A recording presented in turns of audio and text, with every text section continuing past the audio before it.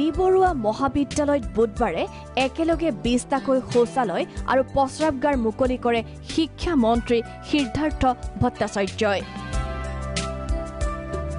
প্ৰাগ নিউজৰ পৰিচালন সঞ্চালক সঞ্জীৱ নাৰায়ণৰ আৰ্থিক অনুদানেৰে বি বৰুৱা মহাবিদ্যালয়ত নিৰ্মাণ কৰা হয় 20টাকৈ শৌচালয় আৰু প্ৰস্ৰাৱগাৰ।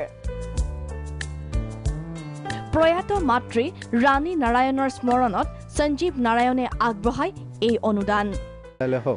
তেখেতসকলৰ পাঠ্যক্ৰম ছাত্ৰ ছাত্ৰীসকল যিসকল সমাজৰ আজি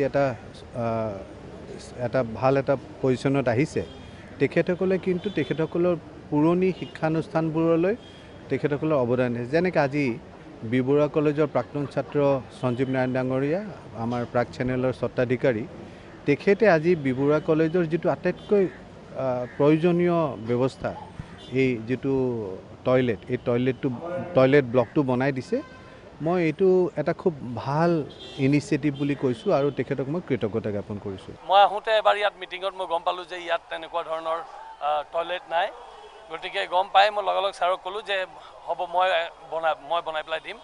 আৰু আজি মই খুব আনন্দিত যে এনেকুৱা এটা সুবিধাও পালোঁ মই ইয়াত বনাই দিবলৈ, কাৰণ যিহেতু মোৰ নিজৰ কলেজ, মই নিজে প্ৰাউড BBN ফিল কৰোঁ। মই সদায় আজিৰ পৰা 15 বছৰ আগত এই কাষত আপোনালোকে দেখা পাইছে আৰু এটা ৰুম, সেইটো মই বনাইছিলোঁ মোৰ দেউতাৰ নামত। মোৰ মা ঢুকোৱাৰ বাবে মোৰ মাৰ মেমৰিত মই এই ঘৰটো বনাই পেলাই দিলোঁ কলেজত। উল্লেখ্য যে ইয়াৰ পূৰ্বেও বি বৰুৱা মহাবিদ্যালয়ত সঞ্জীৱ নাৰায়ণে প্ৰয়াত পিতৃৰ সোঁৱৰণতো আগবঢ়াইছিল আৰ্থিক অনুদান। প্ৰাগ নিউজৰ পৰিচালন সঞ্চালক সঞ্জীৱ নাৰায়ণৰ আৰ্থিক বৰঙণিৰে নিৰ্মাণ কৰা হৈছিল মহাবিদ্যালয়ৰ এটা প্ৰয়োজনীয় কক্ষ। ববিতা গগৈৰ ৰিপৰ্ট, প্ৰাগ নিউজ।